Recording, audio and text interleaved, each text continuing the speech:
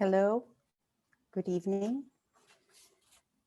Welcome the Eugenio Maria de Hostos Community College family to this Velada Hostosiana, October 29th, 2020.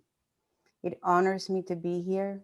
I'm incredibly proud to present, along with the Office of the President, the Office of Communications, the Office of Academic Affairs, and Professor Morrow and Rachel Clost, Marginalia. But before we proceed, we bring remarks from our beloved interim President Daisy Coco de Filippis. Thank you. Muy buenas tardes. Good evening. I am so happy to be with you, and I see there are 40 of us already this rainy evening. I'm also happy to see my younger, better self, Isabel Neira, has joined us. I hope you bring its own greetings from the SG8 as well. So I just want to offer a very, very special thank you to Professor Juno Morrow for presenting Marginalia, a memoir that examines for me as an immigrant woman, as a mother of a gay son, a way to see otherness, a way to understand otherness, what it means to really work with literature, with art, with photos, with words, to reflect on acceptance and what it means to be human. It is really a powerful, powerful book. And thank you, Professora, for sharing the digital version of it, because the book didn't get to me on time. I'm so very happy to Sol Rivera and to Diana Kramer and to my office for bringing this Velada Hostosiana to fruition, and to have you join us in such a significant event. I want us to understand that this is who we are at Hostos. We are a place where most of us are other in one form or another to the mainstream. And it's a place where we all belong and work together and support. And when that process of acceptance translates into this beautiful art piece, this book, painful sometimes, reflective. I am so grateful for the generosity of the sharing that this evening represents. Mil gracias y bendiciones. Thank you, President. That was beautiful. My heart is with you. I want to now introduce to everyone Isabel Neira Sanchez, our Student Government Association leader and representative for tonight's Velada Hostosiana. Buenas tardes. Good afternoon. Thank you, President, for inviting me to be here today. I am a SGA student and have served as a Senate library committee at SGA for the past 4 months. I have also worked at the Leadership Academy for the past 2 years with Jason Lifton, and enjoy assisting with programs and projects involving students with disabilities in Model Senate.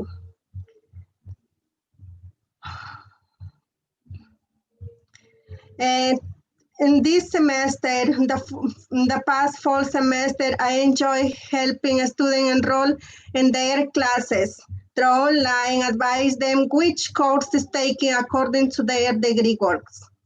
During this time of the pandemic, I also enjoy volunteer at the Lincoln Hospital by taking the temperature of hospital visitors and guests, and encourage people to wear their masks correctly. I hope to learn more about transgender people and their rights. I would like to hear about the challenge they face, because I know that we have a student who can face the same problems, and I can help raise awareness and also serve as an ally.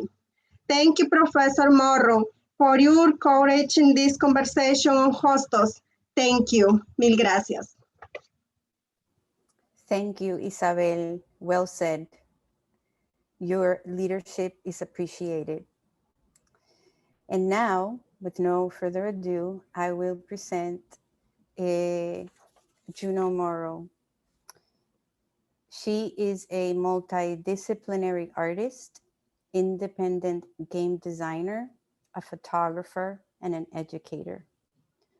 Juno Morrow is an assistant professor of game design at Hostos, where she's been developing game design program, the first public degree in New York City since 2015. Prior to that, she earned an MFA in design and technology from Parsons. As an internationally exhibited artist and designer, Morrow presented games and spoken at sites like South by Southwest, GDC, and the Smithsonian American Art Museum. With over 10 years of experience as an award-winning photographer, Morrow's had work featured in The Guardian, Dwell Magazine, and has released 3 monographs of urban photography. And now, Professor Juno Morrow, who will present from her book, and afterwards we will engage in a Q&A. Okay, thank you all for having me. Thank you for putting on the event. Thank you for all the kind words. So I just want to start this off by saying I have social anxiety. And so by acknowledging that I have social anxiety, it helps me to dismiss some of that social anxiety by just putting that out there. So thank you all for attending. And yeah, so I'm going to read a little bit from the book, and hopefully I'll jump around a little bit, but hopefully it'll give you an idea of some of the themes within the book. So I have long had a lot of feelings about identity, otherness, and thinking about the intersections of those various identities. And so I started writing this book to try to better understand myself, actually, which sounds kind of weird. And so in the process of writing this, I actually understand myself a lot better than I did before I started writing it, because I've never been someone who, I don't find it easy to talk about myself, which is sort of ironic that we're here. But through this process, I've become more comfortable with talking about myself and who I am. And so, yeah, I'm gonna read a little bit and hopefully get something out of it. Okay, so let me see, I have a million windows open here. I have to figure out what I'm doing. Okay, cool. So hopefully you can see my slides behind me. And so first thing is that I also want to say that the game design program, as was stated, it's the only one in CUNY of its kind. It's very special. It's an amazing program.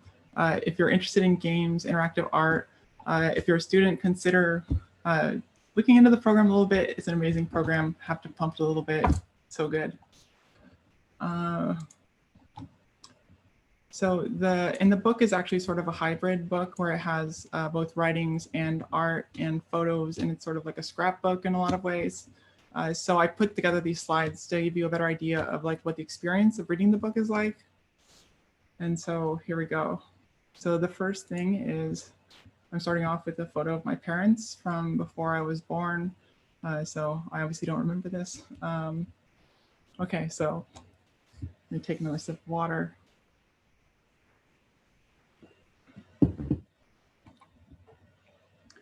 I've always been a shy person, embarrassed to exist in the world. As a child, I hid behind my mother's legs, and as an adult, I hid behind misguided attempts at objectivity, as if psychological distance could insulate me from, and ultimately allow transcendence of, the harsh incongruences of our interior lives facing society. Unsure I fit into this world of borders, I was afraid to acknowledge that I exist. I thought that if I could be ignored, shrinking away in corners and shadows, maybe I could get away without having to live.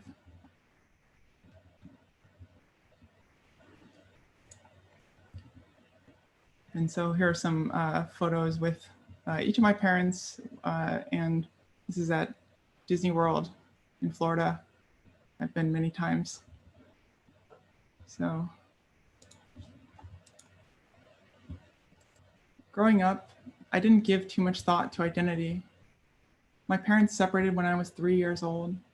My mother and I found ourselves moving cross country to Winston-Salem, North Carolina, to live with my grandmother, Judy, while my mother tried to figure out her professional destiny after a short-lived career as a hairdresser. My first grounded memories are from this small city, known primarily as a stronghold of the tobacco industry. It had a mostly biracial makeup of white and Black populations. In my memory, it was fairly conservative and very religious, but more racially integrated than much of the South. And so here's a photo of my grandmother from much, much later. I remember a time around age 4 or 5, going on a shopping trip with my grandmother to a discount department store. When we approached the checkout cashier, an elderly woman looked down at me and told my grandmother that I was a pretty girl. I can easily imagine my grandmother's grimaced reaction. This was the first moment I realized there were other ways of being, configurations of self that I hadn't yet considered. Somehow I had appeared to be something and just as easily became it. I used to act out make-believe stories after bedtime in the darkness of my room with all my stuffed animal companions.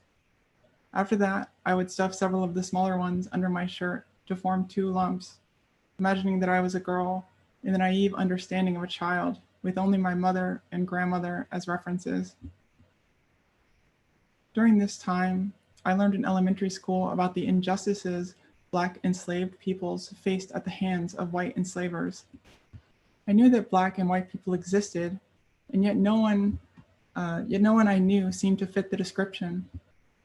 If I had asked my classmates at the time which category they belonged to, I imagine most giving a fuzzy sort of confirmation, limited by the naive and fragmentary knowledge that children have of the grown-up world, a world that is abstract, free of both context and associations.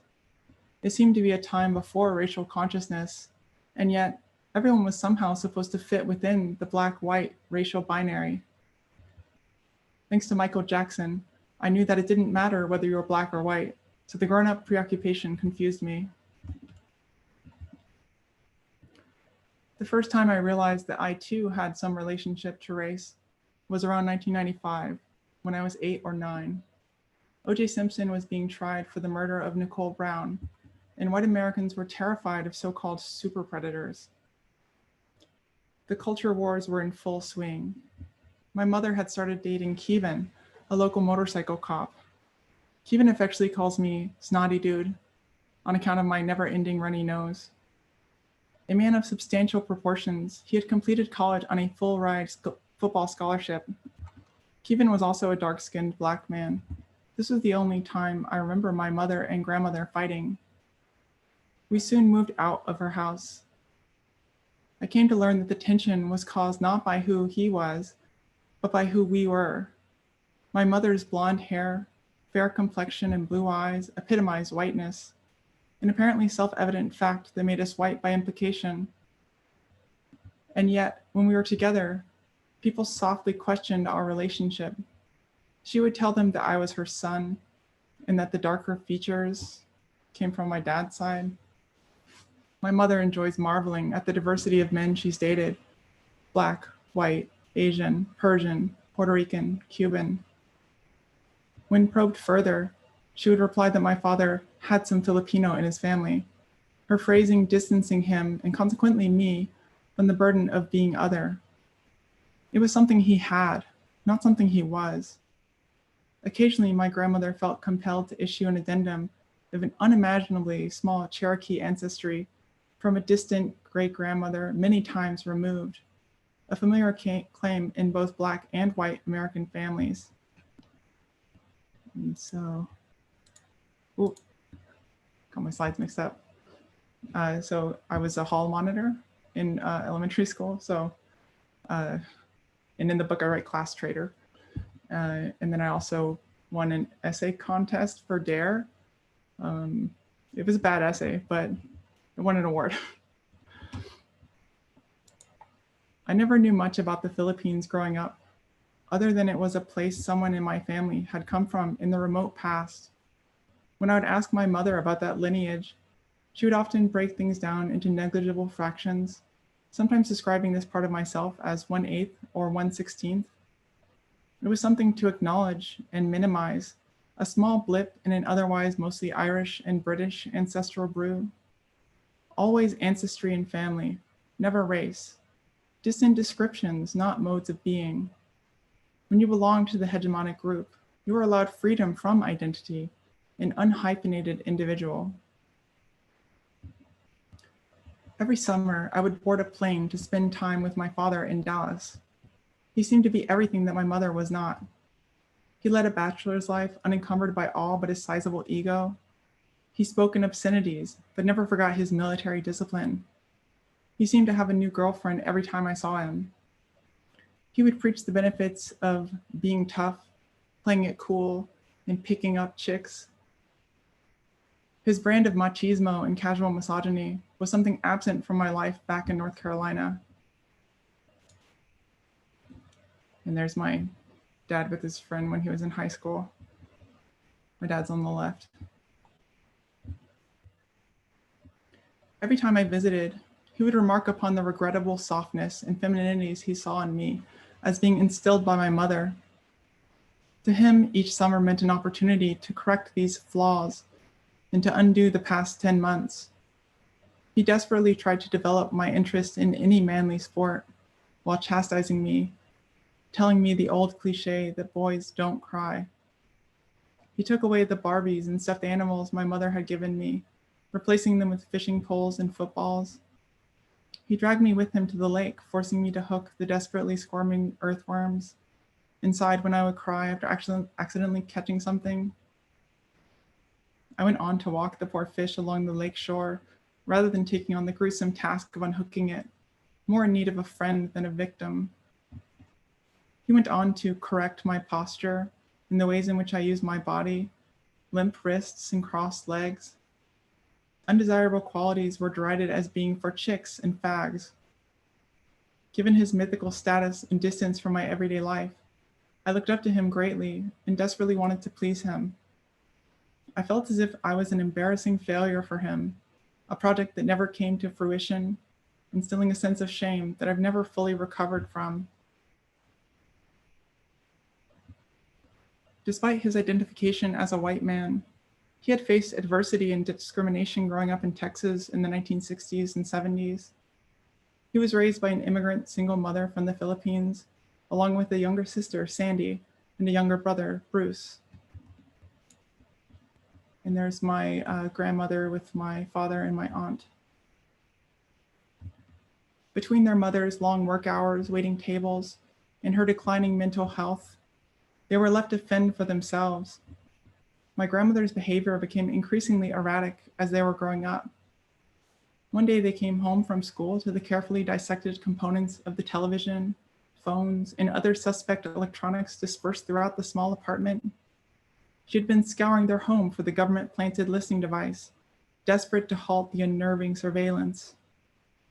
My father and aunt were able to cope with her decline, becoming self-reliant and independent. The youngest, Bruce, wasn't so fortunately equipped, later going on to serve a 20-year prison sentence. Similarly, my grandmother, on account of her mental health, found herself institutionalized until her death in 2012.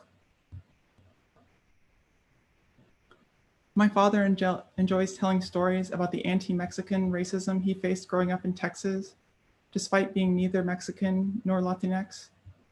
He often tells the story of going to the door of a high school sweetheart to pick her up. Her father answered the door and bluntly told him that he would never let his white daughter date a Mexican. When he protested that he was in fact white, the father dismissed it as a patently obvious lie, given my father's physical appearance. After all, race is determined by the relationship to the dominant group, which is always seeking to extract otherness and enforce exclusion, the one-drop rule internalized. My father's coping mechanism was one of denial and defiance. He felt he needed to fully deny any claims of non-whiteness to stand up to people's racism, giving no ground. But arguing with racists, especially in their own twisted logic, is moot for the racialized other.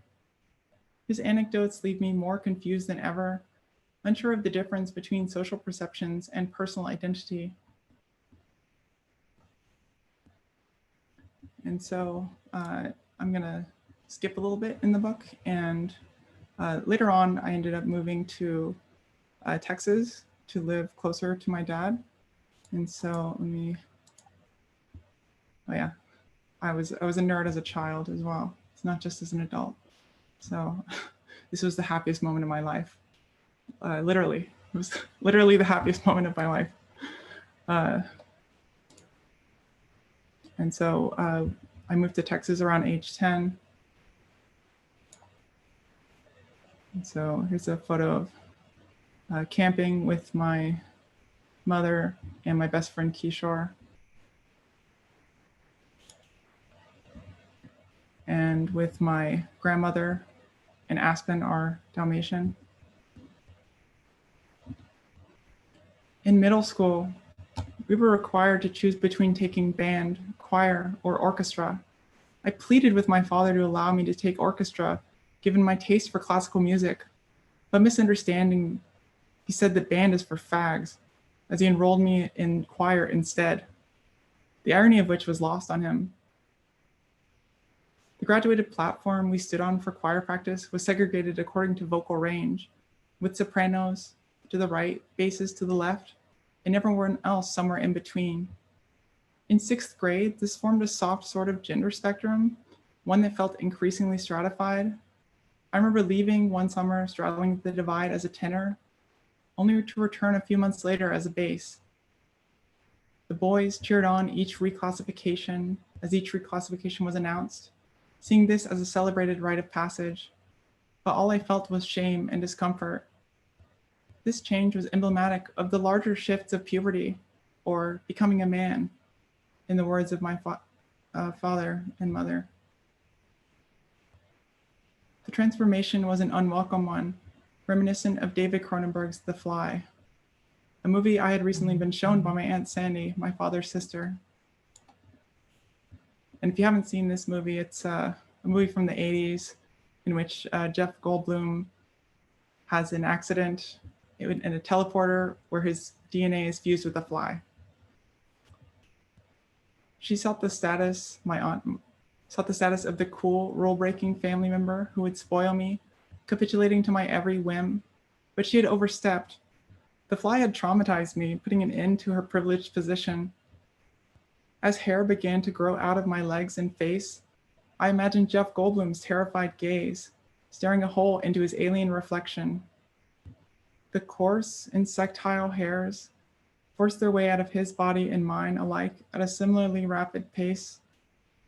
My real fear was of seeing the horrific changes later embraced, as happened to Goldblum's character when the fly mind assumed dominance, leaving only a decaying palimpsest of the charming scientist.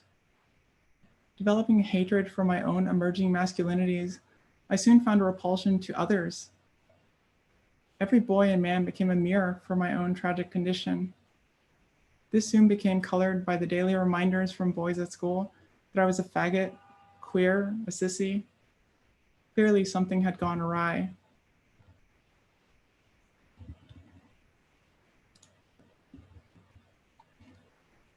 And then this is skipping a little bit, going a little bit later. I learned that existing at the margins means always having your legitimacy put into question.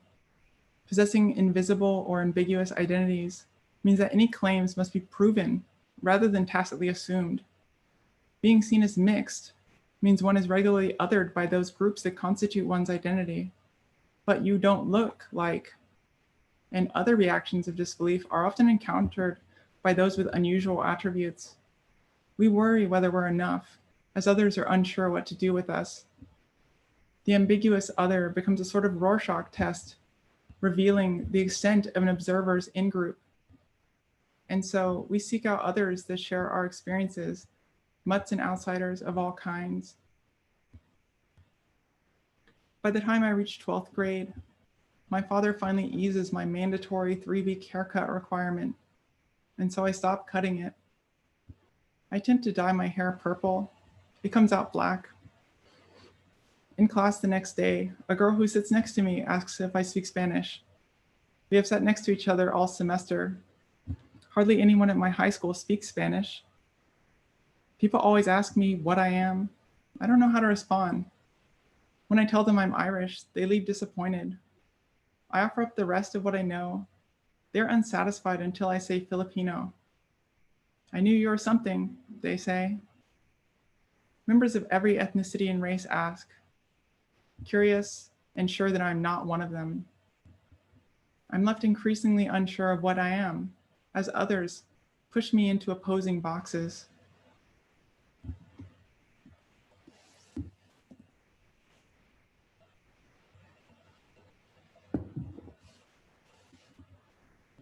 We need our stories heard to humanize difference in both others and ourselves. Complexly realized identities are difficult to abbreviate, often assumed to be the worst by those unwilling to listen. They say that the safest way to navigate a dangerous place is to look like you know where you're going, stuttering seen as weakness, making us vulnerable to the desires and ideas of others. Stubbornness becomes a survival technique and a way forward. Sometimes we push forward without knowing where we're going. We do so out of hope or displeasure, boredom even. Venturing forward, we might discover that we knew our own voices all along, formerly drowned in a sea of competition. Many spend their entire lives trying to fit neatly into the boxes society entraps us with, while others seek freedom from a priori categorizations, the freedom to simply be. Every time someone sees us as we are and as we are not, we are confronted with questions of being. We shouldn't be afraid to claim multitudes. It's okay to be a chameleon, to be both and neither, to assert one element over others, and to gain or lose aspects, unsure where we're headed. I can call myself queer and Asian, white and American, non-binary and woman. I can do so exclusively or inclusively or in whatever ways I see fit. Our overlapping stories are impossible to confine to any singularity. They branch and expand forever in conversation.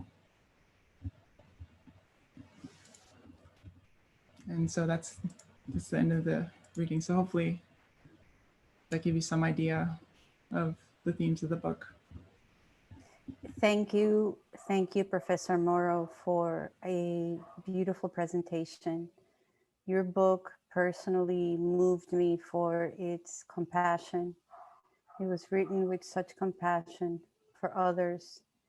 And we're going to be talking about that. So I want to present our colleague and music writer, when she's not here at Hostos, Rachel Kolst. Come in. Thank you so much for joining us in this conversation. There you are, you're muted. So I will kick this off with Rachel and Juno so they can chat as I monitor questions that might come up in our common ground. Please keep in mind that we are in a safe space. We respect one another, we respect our views, and we will treat each other with compassion. Thank you. I leave you. Thanks so much, Sol. I'd like to say hi to everyone from CUNY Start. If you see me around campus, once we get to do that again, you can find me in the basement. I'm a CUNY Start advisor. And I'd really like to thank the President's Office for putting all this together, putting in the hard work. Especially thank you to Sol, to Noah, and to Diana. And thank you to Professor Morrow for joining us today. I'd also like to thank the students and faculty and staff of Rainbow Hostos who are working really hard to create a queer space for students on campus. So I would like to ask some questions of Professor Morrow, but then I also want to encourage attendees, if you listen or hear anything that really resonates with you while we're talking, please feel free to type your experiences in the chat. If you have any questions, I can already see somebody has their hand up. We definitely want to get to you. So I'm going to ask one question, and then we'll see what kind of conversation that sparks. So Professor Morrow, thank you so much for sharing your story. I know that talking about these really intimate identities like race and gender can feel really vulnerable. But I also think the more we talk about these things, it helps all of us feel less alone. And so I was wondering, what are some resources you had growing up or resources you use now to help yourself feel connected to others, or to help you feel like you're connected to the rest of society? If you get my drift, what are some things that helped you feel like you were part of something bigger? I mean, honestly, like just talking to other people that have different experiences, people who come from different backgrounds. I feel like it's really important just to like listen to people, and that like when you hear other people talking about their experiences, you find that they resonate with your own. And so, you know, you build empathy that way. And so I think that like, you know, some of it's conversational and some of it's reading books, like reading a lot of memoir and reading a lot of fiction that just really resonates. So I acknowledge some of the books that really inspired me to like write, that really spoke to my experiences. Because once I read things that resonated with myself, I realized that I wasn't alone in the way I was feeling. Because when you're feeling alone, it's kind of hard to even acknowledge that part of you, because it's nobody feels comfortable with being alone. And if you feel like you're not part of society, then you don't even want to acknowledge it. At least that's how I feel. Yeah, thank you. I'm seeing a lot of very positive comments in the chat. I don't know if you can see them yet, Professor. Yeah, and as we're talking, if you can think of any resources, attendees, or books that you feel like have really helped you discover yourself, please feel free to share them in the chat so that others can benefit from them as well.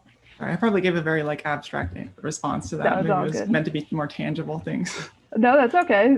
Maybe like there's like a gaming community, since I know your internet. There are lots of great Discords out there. Yeah. Discords for every kind of person, every interest, everything. So if you like don't feel like you're a part of a community in terms of your interests or who you are, they're out there. You can find them. Yeah, I could say for myself personally, finding a certain Discord server has really helped me get through the pandemic, just talking about our experiences. So really, even just using the internet to find connection can be amazing, especially since we can't meet in person right now. And since it was recently National Coming Out Day, Professor Morrow, I know the selection that you read focused primarily on like the formation of your racial identity. I was wondering if you could speak a little bit about your experience coming out. What has that meant for you, and how has your experience with yourself or with coming out to other people changed as you've gotten older and become more comfortable in your own identities? Well, I would say that I've always hated the idea of coming out. It's never something I've liked, because it makes me uncomfortable, because it's the idea of like someone having to come out as something is based on our society assuming people are a certain way or having some kind of standardized way of being. And so when, you know, someone has to come out in some way, or it's because someone has assumed that they're different or a different way than they are. And so those assumptions are the reasons why people have to come out when they're different. And sometimes it's just like coming out in terms of like who you are, not necessarily in like a sexuality or gender way, but coming out as, you know, someone who's like as an artist or as anything that you could be. You might have to come out as that thing. And it's the kind of thing where people, like, you encounter it over and over and over again, where people will assume certain things about you. And so it's just like this perpetual experience of having to come out as something, because people will assume that you are something else than you are.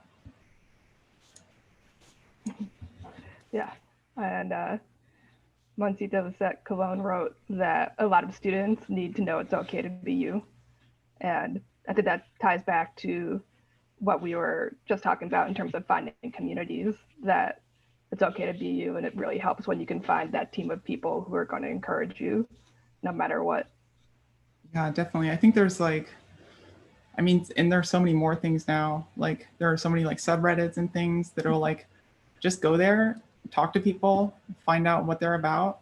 I don't know, that's gonna help. I think Sol wanted to say something. Mm-hmm. Yes, Juno. I wanted to ask you about courage. And I've heard you speak before, and the process of you realizing you were starting off this way, and then it turns into a book. But there was a moment of transforming that realization into courage to know that you were going to be sharing with the world something that is not widely understood, people are afraid of. Can you talk about that process for you, and also how you reconcile, in a sense, coming forward and presenting this to, in fact, help other people learn? So, like I said, I'm like not great about talking about myself. And you can probably like tell that when I'm actually like speaking about it, because I personally have a tendency to sort of talk around things and not use words directly, and that's a comfort level thing. And which is not to say that like there's anything wrong with having that conversation. In fact, I think it's good to have that conversation. But for me, it was like, you know, this kind of thing would not have happened in terms of like, I wouldn't even, like I said, I wouldn't understand who I am if I hadn't written this book. And so that was like the way that I could interact with people to explain things, because more often than not, if like someone asks me about something, I'm going to try to like shrink away and then like run away, because that's been my experience. When people like acknowledge those things, then it's something bad. And so that's like sort of the way I ended up, where like if someone confronts me, or it feels like a confrontation, everything feels like a confrontation when you've been traumatized. So yeah, like writing ended up being the way that I could explain things, the way that I could yeah, acknowledge like who I am, because speaking is not as easy as writing, and writing is very, very hard. And so I'm just like looking a little bit in the chat. So thank you all for your nice words. I think it's flying by, but Professor Garrity had a question. Let me scroll up to try to find it. Where did it go?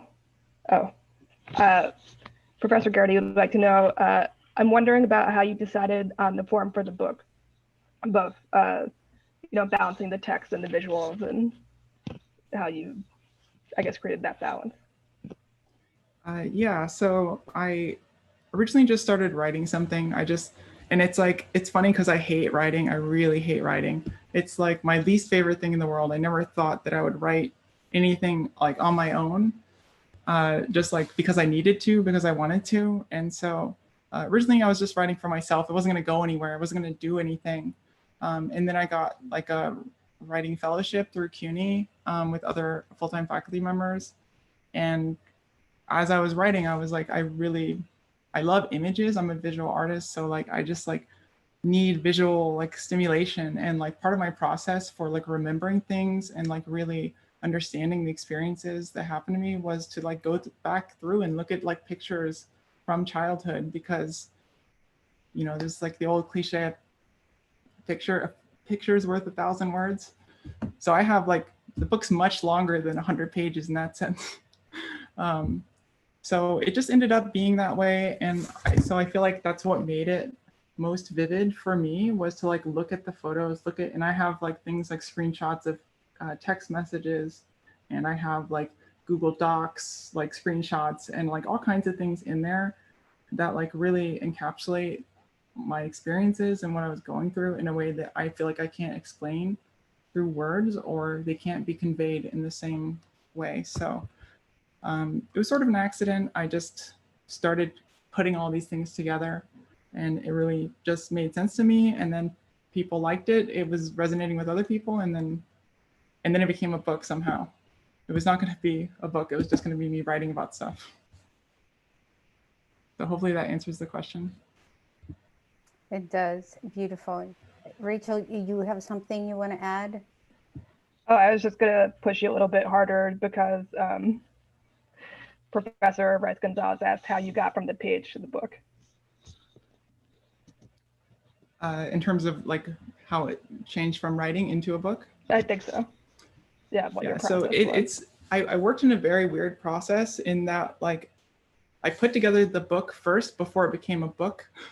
So I actually like just started, because I'm a designer. I just started designing stuff. I just started like making it into something that was like something someone could consume and look at, and that made sense to me. And I'm like very, very obsessive.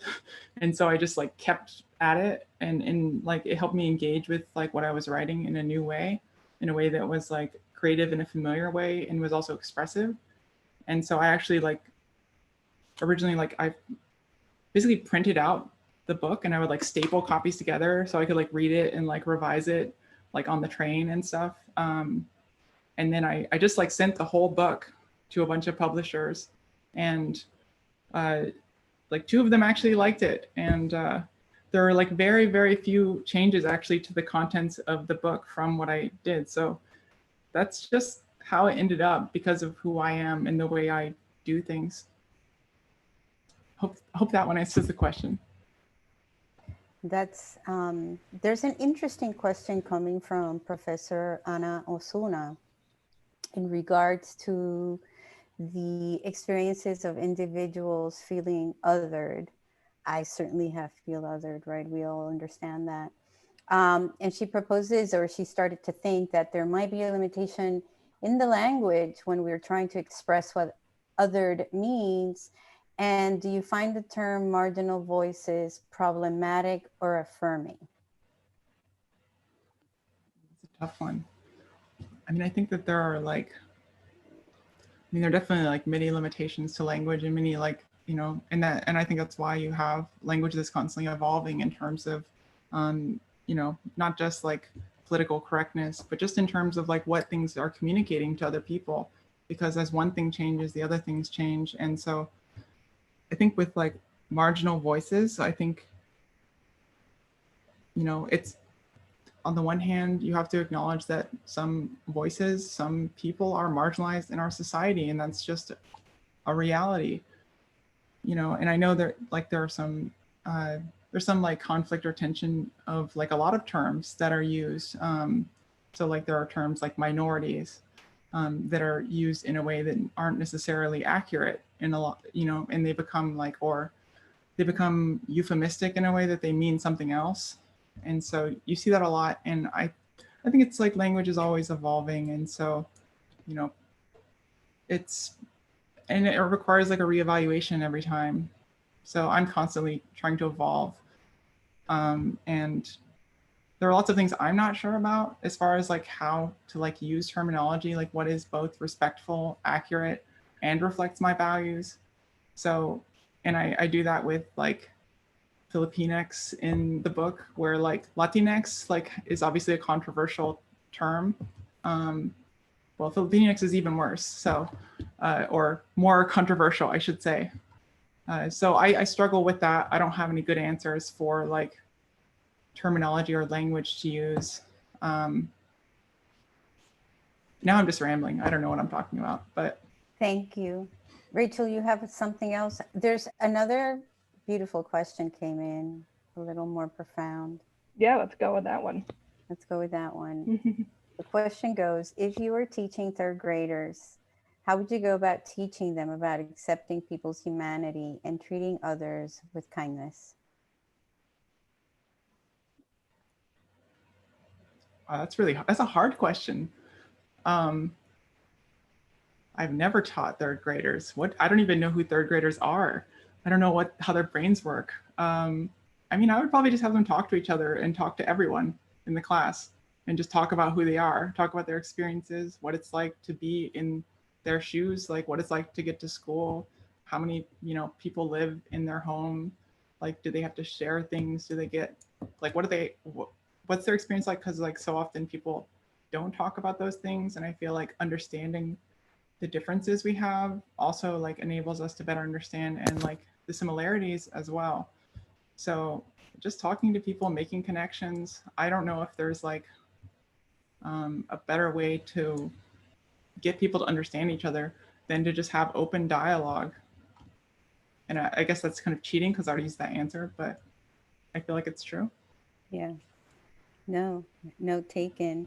And to curve that into these last like 10 minutes or so of talking with the campus culture, a theme topic that we wanted to discuss. How do we help one another understand and navigate a new syntax, a new way of understanding one another, all of these things that we kind of touched on, and you and Rachel have brought on some maybe more defined areas of what that discussion could look like for us tonight.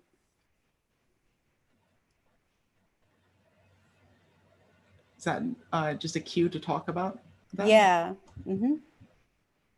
So how we can better understand each other within like the campus and within our community. I mean, I think, can I cheat again? Can I just use the same answer for everything? It's like literally just talking to each other and understanding each other, building connections. Because like if you go to somewhere where you don't know anyone, then you're not going to be connected to those people. You're not going to understand their experiences. You're not going to understand where they come from, and they're not going to understand you. And so like you have to build those connections. You have to like invest in a community. You can't just be transient and go through the world, because then you won't have this is very preachy, I guess, but you just won't have meaning in your life if you don't have those human connections with other people. And once you do that, you know, I feel like you become a better person the more you listen to other people, and the more other people listen to you too. Rachel? I have one more question I want to make sure we get to, but Boris wrote, how long did it take to write the book? Most of the writing took probably like a year. It's a short book, but I'm a very slow writer, so. Well, you had a lot of other elements to pull in there, so it wasn't just about the writing. Yeah. I think my last question, and then we'll see if there are any more questions in the chat. We've been talking a lot about kindness and understanding, but I think specifically I'd like to speak about queer and trans identities on campus.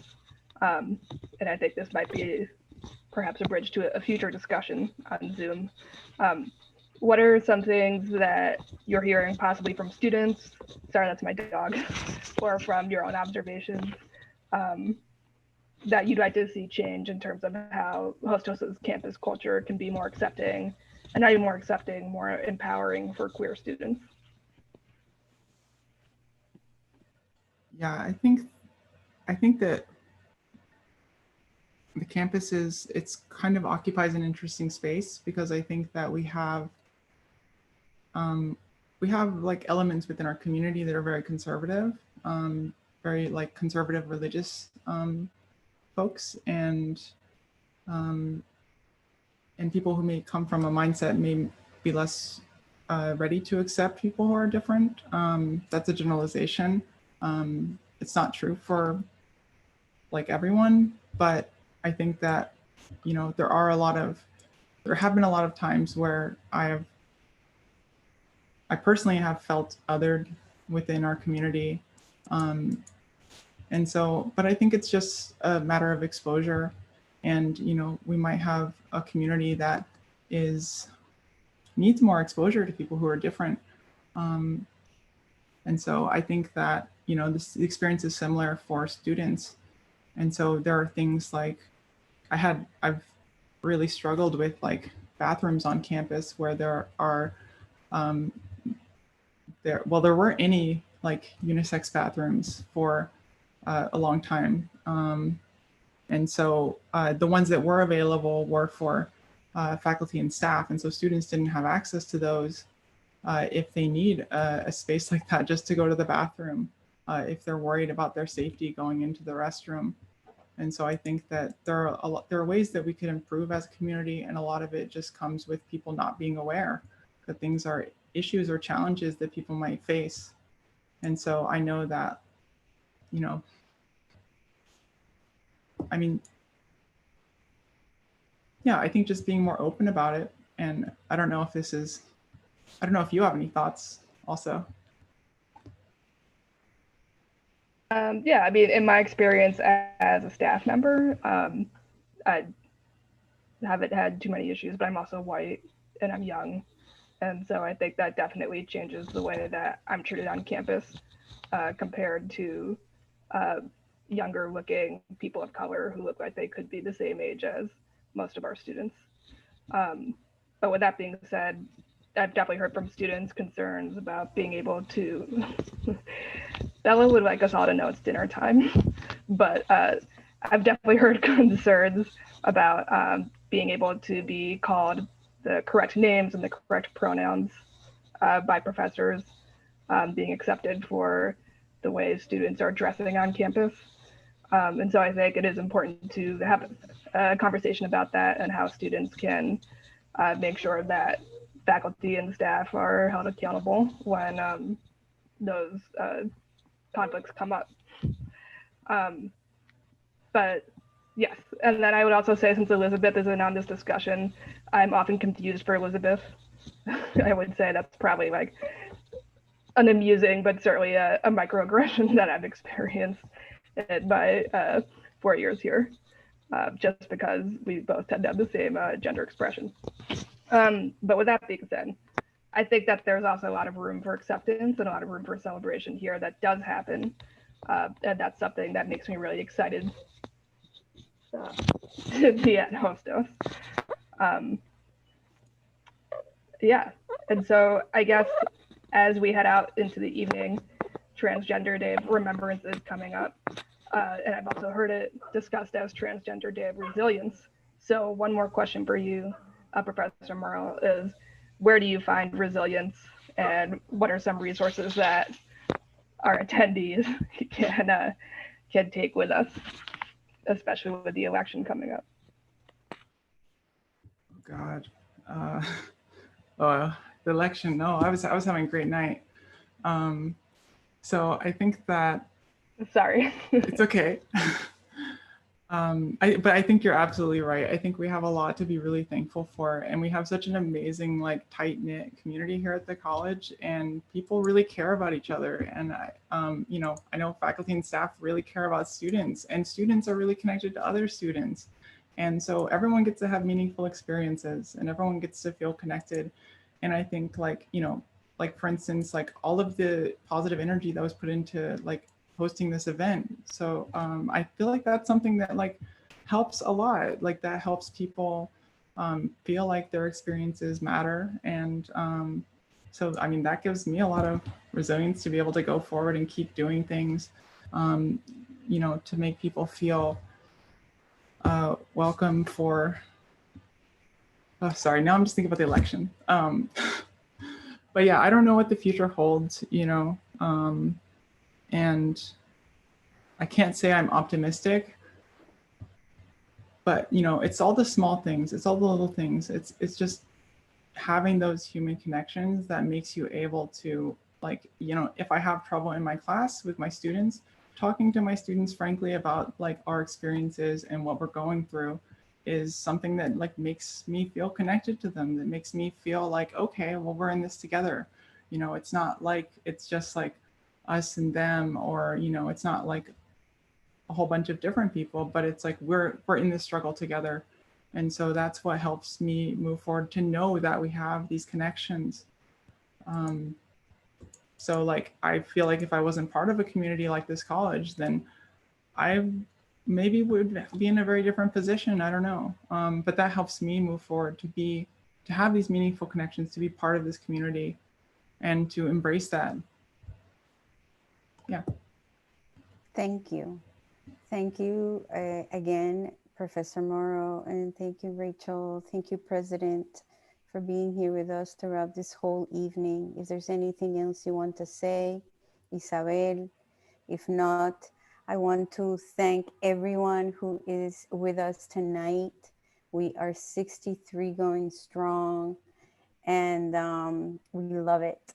We're so proud of our colleagues. The creativity that springs out of Hostos is, I think, unmatched, and I love it. And so keep telling us, letting us know about your books, your essays, your blogs, and we will absolutely try and amplify and let our campus know. Is everyone in agreement? Yes. Namaste. Have a good evening, everyone, and we'll see you tomorrow, bright and early. Oh, not me.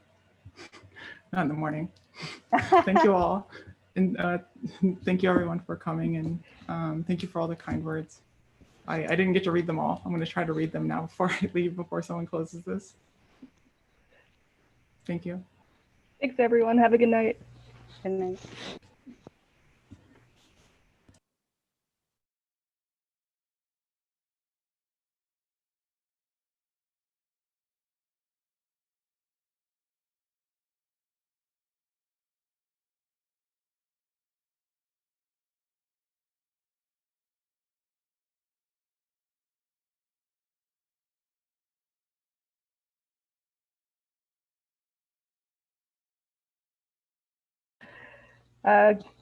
Thank you, Diana. I'm going to sign off, but thank you, Professor. Thank you, Isabel. Really appreciate your time.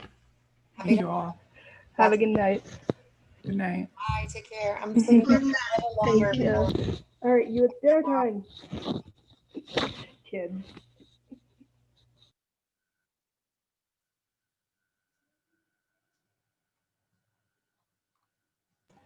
Is there any way to save the chat? Yes, I can send it to you. Oh, amazing, amazing. I was like, there's so much to read. Take it all in. Okay, can you send it to me? You Yes, said you I will. would. Okay, awesome. Okay, well, thank you so much, Welcome. Diana, Isabel. Thank you. Welcome, Professor. Thank you so much for sharing your amazing knowledge. Thank you too. Thank you for joining in. And thank you, 9 remaining attendees. Okay, Yes. good night. All right. Good night, everyone.